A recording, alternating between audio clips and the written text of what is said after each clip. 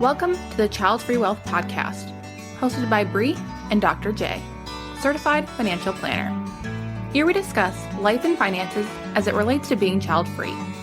This podcast is for educational and entertainment purposes only. Please consult your advisor before implementing any ideas heard on this podcast. Hey, Childfree Wealth listeners.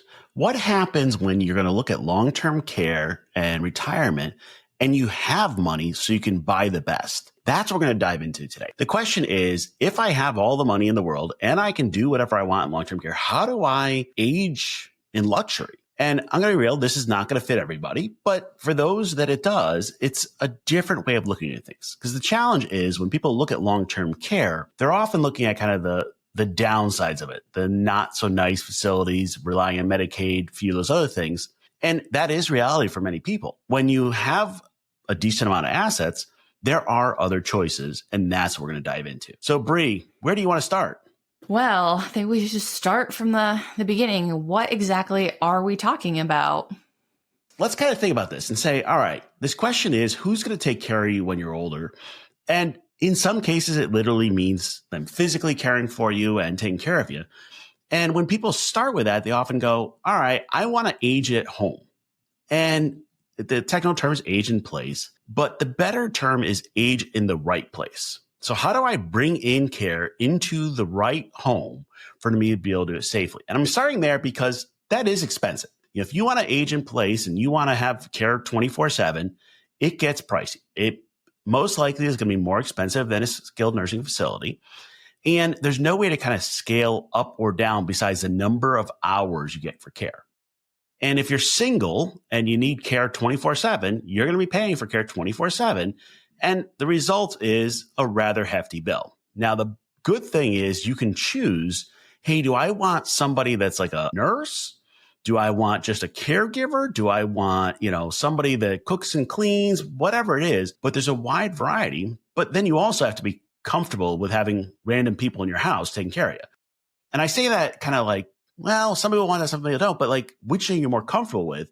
Random people in your house taking care of you or being in a random facility? So, Bree, what do you think? You want people care for you in your house? I think that's a whole lot of randoms we just said. I overall, though, prefer having somebody come into my home. And I think there is a point where, yes, there are random people, but you have to develop a relationship and a trust with them too. So I think it's a fine line of, if you've got to pick people to care for you no matter what. Just, you can do things to secure your property as well at home. Because is it really going to be any more secure at the nursing home? I don't know. Well, I mean, it may be about property, it may also just be comfort, and what I recommend is when you have the assets, I want you to hire an aging care manager to help you with this. So an aging care manager is a nurse or social worker or someone in the healthcare field who's an expert in this. So they would be the ones helping to build the team for you. They're going to build that care team. And if there's a problem, they'll find a replacement. And I'll give you an example. This one's a couple of years ago now, but one of my colleagues had an aging care manager for her grandmother, and she got COVID. Well, the whole staff quit. Her grandmother had 24/7 care, but everybody quit when COVID hit. And the aging care manager had to put a whole new team into place, and she was able to do it within the same day. Like, that's what they do. They know the people, they know the caregivers, they know, you can work with services that do this too. But what I like is if you hire a aging care manager, that's somebody to represent you, who can fight for you and is your kind of point person. Hey, Childfree Wealth listeners, it's Bree. I highly encourage you to schedule a Childfree Wealth checkup. During this time, you're going to get a couple of forms to fill out that include your life and financial plan. We'll review them, and then we're going to have a meeting and go through them with you. We're going to give you some advice and things to work on and talk through things to make your finances simpler so your life can be amazing. You can schedule yours by going to our website, childfreewealth.com, and clicking the Schedule Now button. Absolutely. I love the idea of having somebody there who has the contacts, has the connections to get people in and really help you, because it's going to be a lot easier for them to book all of that and figure it out versus you having to search down and look for different things that you might even not know where to look to begin even. Yep. And if you're going to bring care into your house, that's where you're talking about, you're going to actually have to run payroll unless you're paying a service. That's a balancing act. If you go through a service, They will take care of, the payroll. You just write one check to them, but you get a little less control. So this is that balancing act. You want to hire somebody like an aging care manager to essentially manage the team and run a business. You can pick whoever you want, which gives you more flexibility. So remember, we're talking about if you've got the assets, you can do this. Like the extreme of this, and this is just kind of one of those fun ones on the research side, is, when you have the big old yacht, you hire staff to be your stewardesses, your captain, your other things, your chef, but you hire nurses to live on the boat with you. Like, it literally is a way to do it. By the way, that's the most expensive way to do it. But like, if we're talking about if you've got the money and you want to have this in luxury, you can do it. And people joke about, but it is true. In many cases, it's cheaper to live on a cruise ship year round than it is to, go to a skilled nursing facility, and you might get better care. The challenge there is if you're going to age in your home, you're going to have to do some type of repairs or adjustments to it to make it accessible, because very few homes are accessible by nature. That means, can you get around it in a wheelchair with a walker? Can you get around, do you have a ramp in and out? Do you have grab rails, things like that? And a lot of times people don't want to do that to their own facility, their own house. Like, it's a balancing act. The next option I like is they have these aging communities, and what they're technically called retirement communities, but there's a good example that I love recommending. It's called the Village on Moorhead. And what it is it's a high-end luxury apartment complex. So you get a 1, 2, 3 bedroom, but it comes with housekeeping, food, concierge, transportation, everything, so that all you have to do is pay one rent bill. What I like about that is everything's taken care of for you. And according to their data, now they don't provide healthcare, so they don't provide like nurses, but you can bring in help if you need to. What they found is because you're taking care of the basic needs, the housing, the food, all that. And by the way, I'm not talking like garbage food. I mean, like, this is like luxury, like one of them had a Michelin-starred chef. I mean, like, seriously. But because they're providing that, less than 5% of people actually have to leave for long-term care. And those people that have to leave are ones that would be in kind of like a locked facility or Alzheimer's dementia where there's a safety concern. So we're really talking about you could move into an apartment and be set for life. Now, mind you, it's expensive. You're talking $5, $6, $7 a month, but everything's included. What do you think of that option, Bree? I love those options. The more you can get included, the easier you can make it, so you can go enjoy life and live a really good, active life throughout your later years. I think is fantastic. And it's a great option for people who are going, I still want to be able to live on my own. I don't want to have to worry about a nursing home, or try to avoid that as much as possible. I am all for these types of communities. Yeah. And what we hear is the people that move to those types of communities, usually the answer is, hey, I wish I moved earlier, because it is a community. Like, you've got people, you're hanging out, you're doing events together, and you're all in that one apartment complex. Everybody's, kind of in the same boat. Everybody's got a little bit of money. Everybody's comfortable, off. So like, hey, we want to plan a trip together. We can do that. And you have people that can do that. Like, a lot of folks, when they're child free, are like, hey, I can't find friends. I'm like, well, you know what? Go into one of these communities and you've got ready built friends.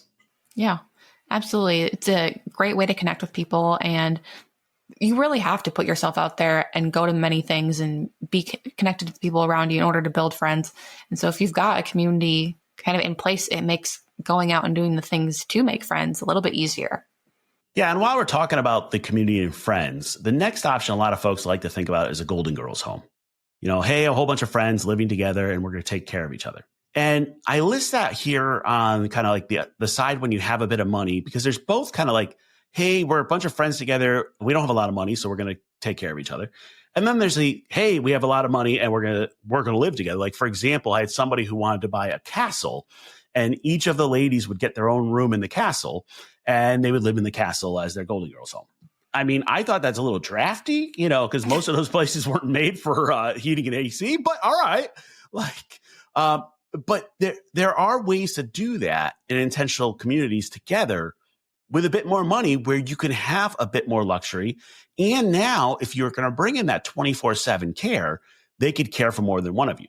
Now, Where the borderline is that between like a whole bunch of friends doing that together and like making your own healthcare facility, I have no clue.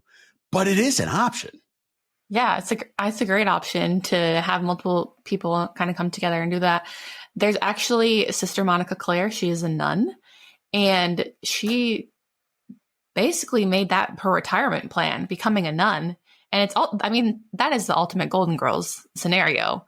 I don't know that I would become a nun, but I did think it was very interesting. And the more I thought about it, I was like, that kind of makes sense. Like they all take care of each other forever. Hey, I'm with it. Really what we're trying to do is get creative about ways to make systems that you enjoy, not just that you're like, oh, I hate this. And part of that is to figure out kind of what matters to you and what doesn't. One of the things I like about the villages on Moorhead is you're talking about luxury setups. Like a lot of these facilities, when we talk about the apartments, are created by companies that run hotels, high-end hotels. And what they've realized is they can make a lot of money by saying, oh, this is a retirement community, adding all the amenities they would have in a hotel and just making it essentially an all-inclusive resort, which, that kind of works. Yeah, it does. And I mean, there's even hotels now that are turning rooms into apartments. And so I can see where they are coming from and why they would do that. Yeah. And people go, well, I want to buy a house and I want to live and die in that house. And I'm like, okay, but then you have to bring all the care, all the support into you. And I've done that with folks where they hire a professional chef to, come in and do the meals and whatever else. That's fine. But what if you can leverage a bigger system and then, you're not alone? Mm-hmm. I love having that system in place there because it can be, I've heard from so many people that it can be super lonely as they age and they just want to have people around them and not be left on their own. They want to know somebody's there. They want to be able to talk to them when they want. They don't always want to have to talk to them, but sometimes just go out and talk to them when they would like. I'm a huge proponent. And if you've listened to the podcast before, comes as no surprise. I'm always going to be a huge proponent of community and having people around you to not only improve your health, both physically, but also socially, mentally, emotionally, all of those things. Yep. So when talking about community, the kind of next setup is called a CCRC or Continuing Care Retirement Community. And this is somewhat of a hybrid of one of those like apartment complexes or 55 and older communities and an assisted living or skilled nursing or memory care facility. And what's nice about these places, and there's a wide range of them, some of them have 5 or 10 year wait lists, so just be aware of that. But you're talking about a place and you go in, you join the 55 and older community to start. And then as you need care, there's an assisted living facility on site. There's usually a skilled nursing facility on site, may or may not be memory care on site. But what happens is you come in and usually there's some combination between like a buy-in and some type of monthly fee. Sometimes it's just a monthly fee, kind of like a rent, but that fee is set for life. So they say, okay, for X amount per month, and it widely varies. I mean, it could be $2,000, $3,000 a month to $5,000 or $10,000 a month. You get coverage and whatever care you need from start to finish, it's done. And what these communities are doing is they're saying, all right, we don't know. Are you going to need memory care? Are you going to need whatever? They're taking a bet. And they're saying, on average, this is what we expect. And I hate to say it, but they're kind of hoping you never use the care. But if you do, it's the same price. But for you, what you get is a guaranteed price. And you just kind of move like over in the same facility. Like I move from building A to building B as I need it. And if you're in a couple, it's even possible to kind of split care and do different things, but you're all on the same campus. And now you've gotten used to the people there. Once again, it provides food and transportation and all that. And there's a wide variety. I was reading about one. It's kind of like a hunting cabin. It's out in the middle of freaking nowhere. It's a, kind of nature preserve type setup. And you're out in the woods having your best life. Now, mind you, this place was expensive, but that was a great way to do it. I mean, we're not talking about the cheap options here. What do you think, Brie? That sounds intriguing. I'd kind of be into that, to be out in the middle of the woods and just have a community, and that's where I stay. I do question safety in the sense of what if somebody does have one of the memory disorders and then wanders off in the woods? Like, what are we doing there for safety? makes me slightly concerned because I remember, residents used to escape from the nursing home when my grandparents were in there. Well, that depends on the level of care there's there. And some of those places don't have kind of a locked memory care, and that's a different question, what level. But where I'm going is you don't think about, hey, I'm going to go live in a lodge in the middle of the woods as my skilled nursing facility. But that is what they are. Like they've got the 55 and older community, they got the assisted living, and then they've got the skilled nursing all there in the middle of freaking nowhere in this beautiful area. I love it. It does sound very intriguing. And where I'm going is you can pick which environment you want to do this in. So there's these continuing care retirement communities, huge business. They make a boatload of money. There's a whole way of how you assess them, and we can help you through kind of looking at them because you're making a lifetime commitment. You want to know, are they still going to be there for you 20 years from now? All that. The good ones do have a wait list. So I have a client who's been on a wait list forever. And what she does, she pays every year to be on the wait list. They call her once a year and like, hey, you ready to come in? Nope. Okay. I'll keep you at the top of the list. I'll call you next year. Call me when you need it. And it's worth it to be on these lists. And sometimes it's like 5, 10K to get on the lists, but you're kind of staking out a spot in the nicest place you can find for when you're ready. Yeah, I always encourage people to get on those wait lists. If they've got some place that they are interested in, is get on the wait list, see what you can do. Some places will allow you to lock in your rate too. If you purchase now, that's a conversation I like to have with clients. Does it make sense for you to lock in your rate now? Particularly if you know you want to live there, maybe you don't need the top level of care, but you want to go there at a certain point. It might make sense to lock in some of those rates too. Yeah. And some of them you can essentially buy in, you're like buying your space, and the monthly amount now is more kind of like I'm going to call it like a resort fee, no, that's kind of what it is. Yeah, it's like that. And there are others you pay rent. And I was just having a conversation with somebody online, and they were like, hey, I looked at these 55 and older communities and it was $2,800 a month.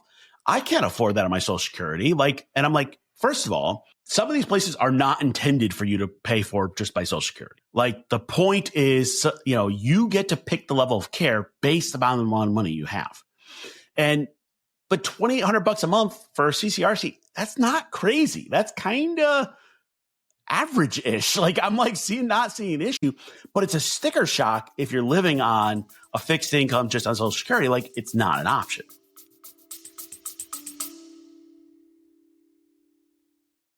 Hey, Childfree Wealth listeners, it's Bree.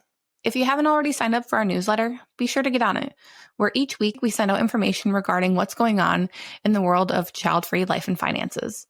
You can sign up by finding the link in our description. Exactly, and that's part of the reason when we're talking with clients, especially if they're in the accumulation phase, I'm saying, let's go look at some possibilities of what that cost is, because you might have an idea of you can live on a certain amount. Part of the reason we go back to the 25 times your expenses doesn't necessarily make sense because they're avoiding that long-term care cost. These facilities are going to cost more. And if you want good care, you're going to have to plan for that and do a little bit of looking ahead. Yeah, you're not paying for these on Medicaid, Social Security. I'm just calling that out, not happening. It is. I'm just being transparent. It is a have and have nots. It just is. This is one of those areas where net worth disparities, more than income disparities, pop out. And my thing is, okay, if you've worked hard, if you've saved, if you've, put your money aside for this, then that's your money to spend for your care however you want. My grandmother needed care and she just did not do well in facilities. So we decided to do 24/7 care in her house. And somebody did the math. I was like, well, all of her money's going to go to that. I'm like, yes, it is. Just yes. They're like, well, that's the inheritance. I'm like, yep. And it's all going to her care. Just kind of how it working. And it's interesting because then people are like, well, and I'm like, no, that's her money. And luckily her money and her ran out about the same time. That is one of those problems, but you have to do some planning.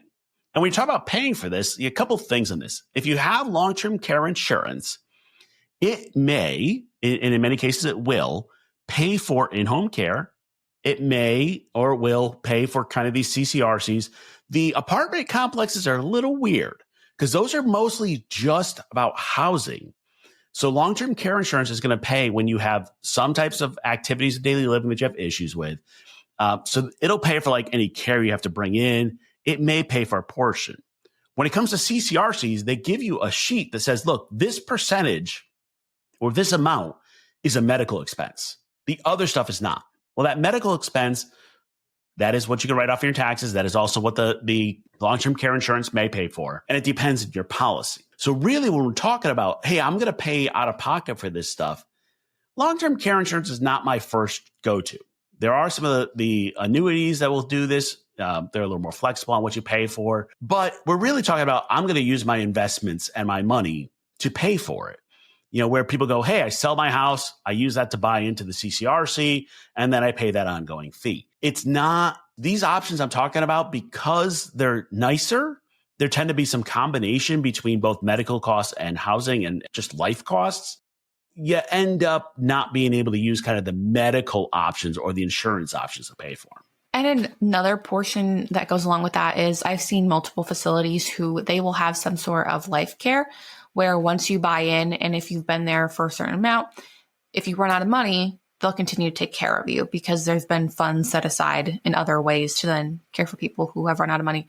But you have to be in those facilities prior to typically any sort of memory decline. Sometimes the ADLs, you have to be in their lower levels, essentially, of independent living or assisted living before you can get in there. It just depends. It's really important to look at a few facilities, see what they offer, because that might be something to give you a fallback. You know, when you said your grandma ran out of money about the same time she passed, that's lucky in the sense of you didn't have to worry too much about spending money for other things, but you want to be careful of will a facility keep you in the event you do run out of money? Yeah, and that's where the CCRCs fit well. So a couple of things on that. They're not going to accept everybody. So if you're like, hey, I need assisted living and I'm going to move into CCRC now, they may say no because they're looking for, hey, I charge whatever it is, $5,000 a month. I'm just going to use that number. And by the way, it varies widely across the country. So I charge $5,000 a month. The CCRC is hoping that you do a bunch of years of that in your 55 and older community where they're making huge profit on that. And then you do a few years in assisted living where they make a little profit.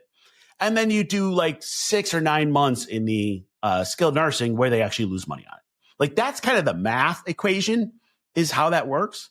So they want to make sure that's kind of the path you're going to follow. In the ideal world, about a third of folks just die in their sleep and never need long-term care. They hope you go into the 55 and older community, die in your sleep, and they never move up. I hate to be so kind of blasé about it, but like this is the reality. It's a business. So they're going to want you in there. So you need to get in when you're healthy and then take advantage of it. Now, what many of the facilities is, and this is what Bree was alluding to, is look, you've been with us for 5, 10, 15 years. You run out of money. You end up on Medicaid. They don't technically take Medicaid patients off the street, but they may have like 4 beds where they're like, we'll take Medicaid for this because they've been paying us for 10 years. So part of that agreement is like, if you've been paying for X amount of time, we'll take care of you. Like, and that's one of those kind of balancing acts that people don't think about is you make a commitment to a facility. Often they'll make a commitment to you. So you go in this nice facility, you've paid for 10 years, you paid a lot of money for 10 years. Now you're on Medicaid. Technically, Medicaid's paying 30 cents on the dollar. They're still willing to give you that high level of care because you've already paid in $1 million or whatever else it is. They're like, yeah, we'll keep you. Yep. And I think there's something to be said for that of making sure you're aware of whether or not that is the case for you.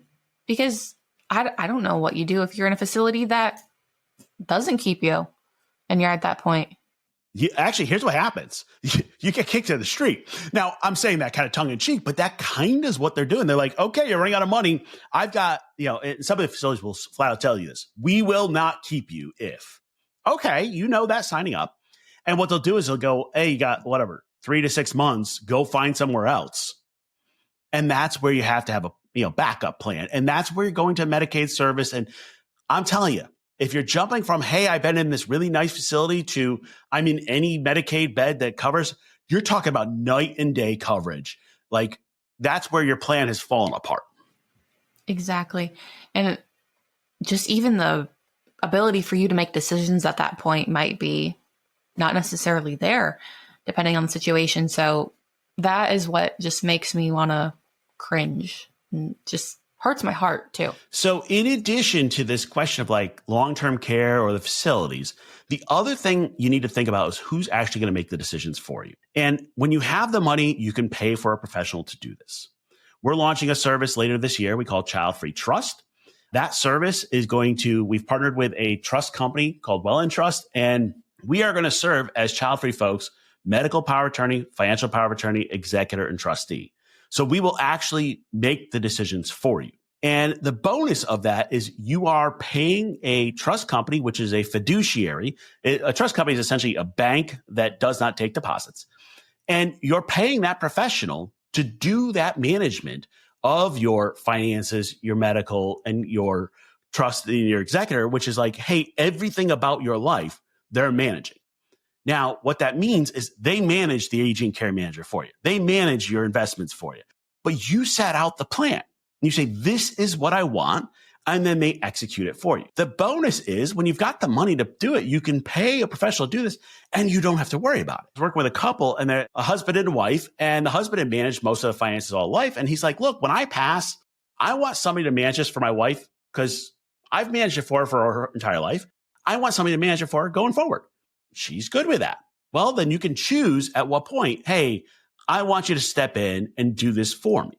There is a cost for that. Childfree Trust, when we launch, we're going to start at $99 a month. So that covers your membership with us, which includes all your estate planning documents, your care documents, 24/7 response. And then when you go into care and you need somebody to act as your power of attorney or executor or trustee, there's an hourly charge. It's $275 an hour. Now, that might sound like a little or a lot, depending on how you look at it. But the bonus is you just don't have to worry about it. Like, hey, I'm in a nice facility. I got somebody taking care of me. They make the decisions for me. They're worried about paying my bills and all that. And all I do is, hey, I need some money for travel. Put it in an account for me. Like, there's a bonus to that because in that example, that husband and wife, hey, the wife could absolutely do it all, could learn to do it all. Or they could go, I trust this professional to do it for me, and I don't have to worry about it. Yeah, I love hiring a professional, and I'm so excited that this option is like now one we can talk about too. This is just makes me so tickled pink, like to actually be able to talk about this publicly. Hey listeners, like what you're hearing? Don't miss a thing. Sign up for the Childfree Wealth newsletter for weekly tips, tools, and podcast updates. Head to childfreewealth.com/newsletter to get on the list. Yeah, and Bree's been with me for quite a while. I've been working on this for like 3 years, and it's finally coming out in the fall of 2025. You can go to childfreetrust.com. You can sign up, get on our wait list. But it's one of those, it's been a real challenge to create because really what I want is when somebody asks the question, who's going to take care of you when you're older? You say, my plan with Childfree Trust help. And that's to me like, yep, done. Like I got a plan. I got money set aside. I know what I want. And I got somebody to do it for me. That's the ultimate answer. Because people are like, well, I mean, you don't have kids. They're not going to, who's going to do it for you? I'm like, I'm just going to pay somebody. Like, and the bonus of paying somebody is I can hold them accountable. They're highly regulated. Like, this is how we do it. And I've made the plan. They're executing. The other one, and I'm kind of add in there, if you're like, hey, well, where do I start to write a plan? Well, Childfree Wealth can help you on the financial plan, the life plan, all that. And we can help you create, how do you pay for this? We're saying, well, how do I create the care plan? There's a company out there I love. It's called Care Ally. What they do is help create care plans. Well, then you take your life and financial plan, you upload it into Childfree Trust. You take your care plan, you upload it into Childfree Trust. You're like, yep, got all my documents done. Set it, forget it, and it goes. That's what we're talking about. And that's what you get when you plan well, when you have the money to do it, where you don't look at your long-term care and go, oh, I'm worried about this. No, you go, I got it. I'm good. And I'm going to go enjoy it. And I'm going to go live in this lodge in the middle of the woods and have fun. Like, that's the difference. And that's what you can do when you're living a life of child-free wealth and you have a plan. If you enjoyed the show, please consider leaving a rating or review. We'd love to keep the conversation going. Please let us know your thoughts wherever comments are available or email us at media@childfreewealth.com. To stay up to date, find and follow Childfree Wealth on social media. If you're interested in working with us, learn more by visiting our website, childfreewealth.com. We'll see you next time.